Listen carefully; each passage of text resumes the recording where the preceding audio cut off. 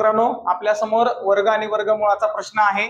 तर पहा मुलांनो, प्रश्न असा आहे 0.15 कंसाचा वर्ग अधिक 0.08 कंसाचा वर्ग भागिले 0.17 त्याचा वर्ग बरोबर किती असेल. तर मुलांनो, असा प्रश्न कसा सोडवायचा ते लक्ष द्या. तर अगोदर काय करायचं, आपल्याला माहिती आहे इथं 15 आहे. 15चा वर्ग किती असतो मुलांनो, 225. आणि जर तुम्ही पाहिलं तर दशांश चिन्ह 2 घरावर आहे.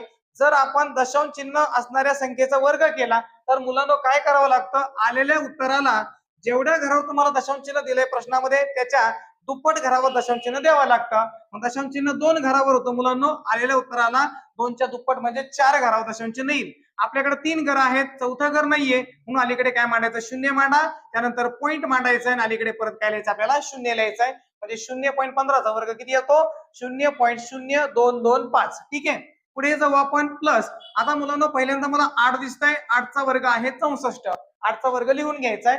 इथं दशांश चिन्ह 2 घरावर होतं, वर्ग केला म्हणून त्याचे दुप्पट होईल. 2चे दुप्पट मुलांना 4, म्हणजे 4 घरावर दशांश चिन्ह येईल. आपल्याकडे तर 2च घर होते, मग तिसरं घर शून्याचं, चौथं घर शून्याचं, पॉईंट द्यायचा आणि अलीकडे परत काय द्यायचं, आपल्याला शून्य द्यायचं आहे.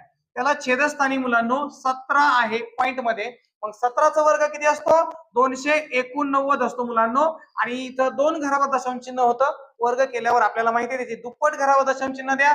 2ची दुप्पट 4, आपल्याकडे 3 घर आहेत, चौथं घर शून्याचं, पॉईंट आणि मग काय केलं आपण, शून्य केलाय. वरती मुलांनो मग आपल्याला त्याची बेरीज करून घ्यायची. पहा मग बेरीज किती होती ते आपण पाहूया. पॉईंट नंतर 4 घर आहेत आणि पॉईंट नंतर 4 घर आहेत, म्हणजे सारखे घर आहेत. मग बेरीज करू, 5 आणि 4 झाले 9, 6 आणि 2 झाले 8.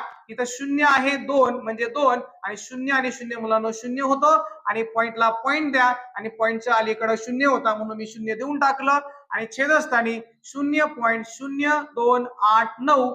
आता पहा मुलांनो, अंशस्थानी आणि छेदस्थानी सारखीच संख्या आहे, सारख्याच घरावर दशांश चिन्ह आहे. जर सारख्या घरावर दशांश चिन्ह असेल तर दशांश चिन्ह कॅन्सल होतं, म्हणून वरती संख्या मला दिसते 289 आणि खाली पण संख्या दिसते मुलांनो किती, 289. आणि मग 289 एका 289 हा एक एकचा भाग जाईल म्हणजे 1/1 आणि 1/1 म्हणजे आपलं उत्तर किती आहे मुलांनो, 1 आहे. तर अशा प्रकारे हा प्रश्न आपल्याला काय करायचा आहे, सोडवायचा आहे. ज्या प्रकारे आपण हा प्रश्न सोडवलाय त्याच प्रकारे तुम्ही हा प्रश्न काय करायचा आहे, सोडवायचा आहे.